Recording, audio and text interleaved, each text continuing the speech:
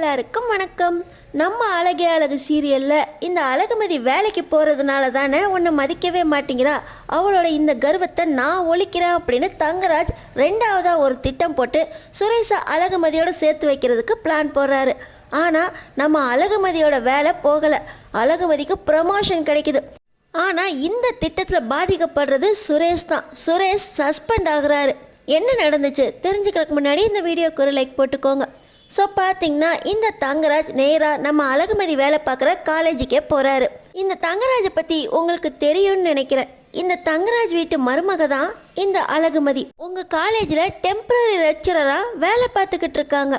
ஆனால் குடும்ப சூழ்நிலை காரணமாக அழகுமதி இனி வேலைக்கு வர முடியாது. அவளே என் வேலையை பர்மனெண்ட் பண்ணுங்க அப்படின்னு சொன்னாலும் நீங்கள் அவளை பர்மனெண்ட் பண்ணக்கூடாது. டெம்பரரி ஜாப்லேருந்து அவளை நீக்கிடணும். இந்த மாதிரி பொண்ணுங்களெல்லாம் நீங்கள் வேலைக்கு உட்கார வச்சு டெம்பரரியாக வேலை வாங்குறதுனால பொண்ணுங்க புருஷன்களை மதிக்கவே மாட்டேங்கிறாங்க. ஆம்பளைக்கு எப்படி மரியாதை கொடுக்கணும்னு பொண்ணுங்களுக்கு தெரியவே மாட்டேங்குது. ஒரு வேலை கையில் கிடைச்சா போதும், நாங்களும் வேலைக்கு போகிறோம் அப்படின்னு பேகை மாட்டிக்கிட்டு அவங்க பாட்டு வேலைக்கு வந்துடுறாங்க. அதில் ஒன்று தான் இந்த அழகுமதியும். புருஷனை மதிக்கவே மாட்டேங்கிறா. நீங்கள் காலேஜில் அவளுக்கு லெக்சரர் வேலை கொடுத்த தைரியத்தில் தான் அவள் அப்படி மரியாதை இல்லாமல் நடந்துக்கிறா. ஒரு பொண்ணுன்னா எப்படி நடந்துக்கணும் அப்படின்னு இந்த தங்கராஜ் பொண்ணுங்களை பற்றி கேவலமாக பிரின்சிபல்கிட்டேயே பேச, பிரின்சிபலுக்கு பொண்ணுங்க மேலே அவ்வளோ மரியாதை இருக்குது. என்ன சார் பேசுகிறீங்க? பொண்ணுங்க வாழ்க்கையில் முன்னேறக்கூடாதா? வாழ்க்கையில் பொண்ணுங்களும் சுதந்திரமாக இருக்கட்டும், வேலைக்கு போகட்டும், அவங்கள தடுக்காதீங்க அப்படின்னு சொல்கிறாரு. என்ன சார் பேசிக்கிட்டு இருக்கீங்க? ஒரு பொண்ணு வீட்டில் வேலைக்கு போனால் எவ்வளவு தலக்கணத்தோட சுற்றுறா தெரியுமா? இந்த வேலை இருக்கிற தைரியத்தில் தான் திமிரு பிடிச்சி ஆடுறாளுங்க. புருஷனை மதிக்கவே மாட்டேங்கிறாளுங்க.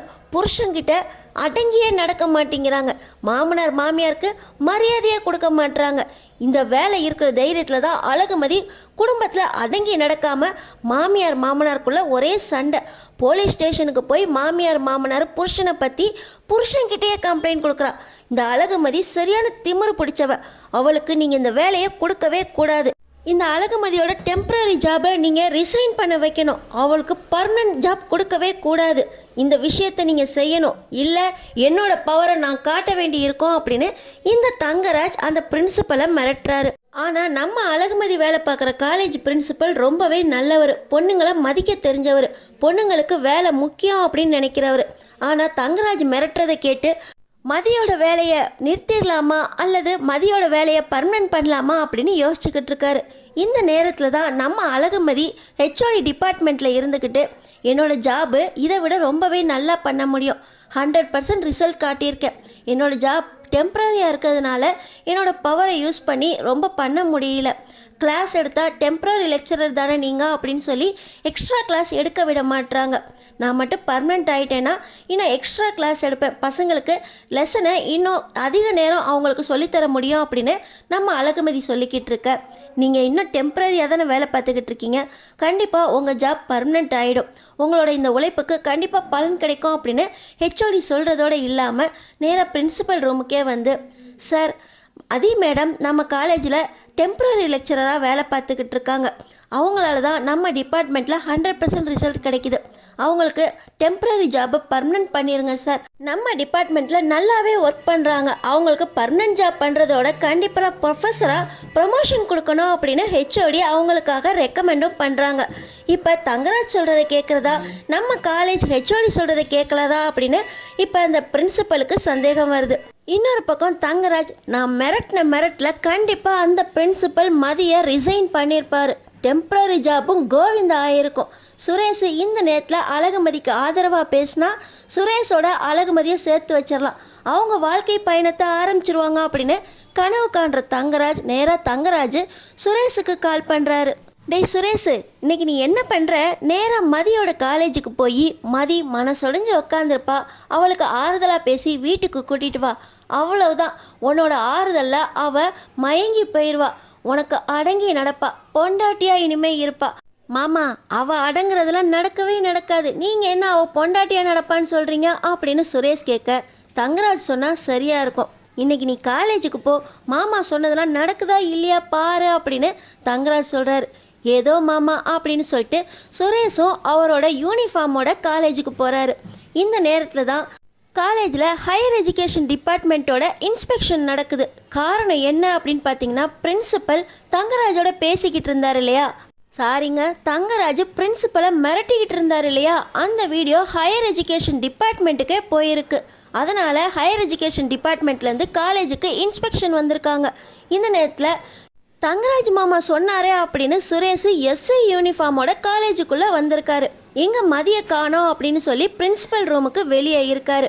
பார்த்தீங்கன்னா இப்போ அந்த பிரின்சிபல் சுரேஷை உள்ளே கூப்பிட்றாரு.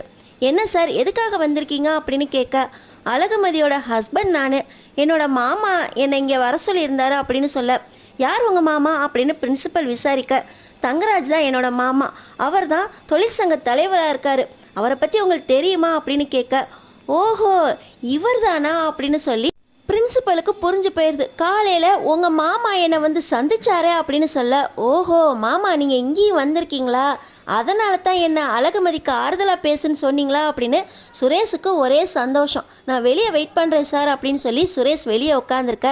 பிரின்சிபல் ஹையர் எஜுகேஷன் டிபார்ட்மெண்ட்லேருந்து இன்ஸ்பெக்ஷனுக்கு வந்திருக்காங்கல்ல, அவங்கள்ட்ட பேசுகிறாரு. என்ன காரணம்னு பார்த்தீங்களா, இந்த பிரின்சிபல் தான் என்னை வந்து மதிய வேலையிலேருந்து டிஸ்மிஸ் செய்யுங்க அப்படின்னு சொல்லி தங்கராஜ் மிரட்டினதா அந்த சிசிடிவி வீடியோவை எஜுகேஷன் டிபார்ட்மெண்ட்டுக்கே அமுச்சு வச்சுருக்காரு.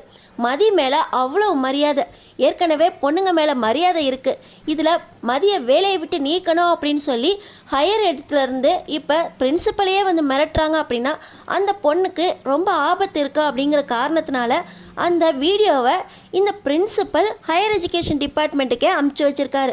அதனால தான் இன்ஸ்பெக்ஷன் நடந்துகிட்ருக்கு.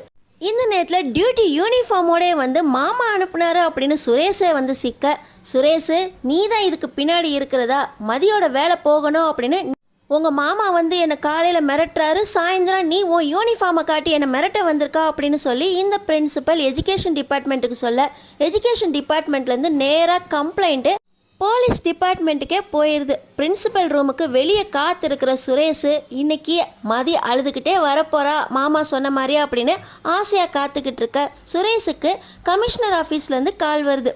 சுரேஷ், நீ உன் டியூட்டி யூனிஃபார்மோட போய் காலேஜுக்குள்ளே அங்கே இருக்க பிரின்சிபலை மிரட்டியிருக்க, எஜுகேஷன் டிபார்ட்மெண்ட்லேருந்து எங்களுக்கு உன்னை பற்றி கம்ப்ளைண்ட் வந்திருக்கு, உன் மாமா ஏற்கனவே மிரட்டினதா ஹையர் எஜுகேஷன் டிபார்ட்மெண்ட்டுக்கு கம்ப்ளைண்ட் போயிருக்கு, நீ அவருக்கு ஆதரவாக இருந்திருக்க, இந்த காரணத்தினால உன்னை உடனடியாக சஸ்பெண்ட் பண்ணுறோம், உன்னோட யூனிஃபார்மையும் ஐடி கார்டையும் டிபார்ட்மெண்ட்டில் டெபாசிட் பண்ணிடு அப்படின்னு சொல்லி அவருக்கு ஆர்டர் பண்ணுறாங்க. சுரேஷ் மனசொடைஞ்சு போய் அப்படியே எந்திரிச்சு நிற்க நம்ம மதிய பிரின்சிபல் கூப்பிட்றாரு. உன் மேலே இந்த காலேஜில் நல்ல அபிப்பிராயம் வந்திருக்கு, நீயும் 100% ரிசல்ட் காட்டியிருக்க, உன்னோட டெம்பரரி ஜாபை நான் பர்மனன்ட் பண்ணுறேன், லெக்சரர்லேருந்து ப்ரொஃபஸராக நீ ப்ரமோஷன் ஆகியிருக்கா அப்படின்னு சொல்லி பிரின்சிபல் நம்ம அழகுமதியை பாராட்ட நம்ம அழகுமதி சந்தோஷமாக வெளியே வராங்க. இன்னொரு பக்கம் உன்னோட யூனிஃபார்மையும் ஐடி கார்டையும் டெபாசிட் பண்ண அப்படின்னு மேலிடத்துலேருந்து சுரேஷ்க்கு கால் பண்ணதுனால சுரேஷ் கண்ணில் கண்ணீரோடு இருக்கார்.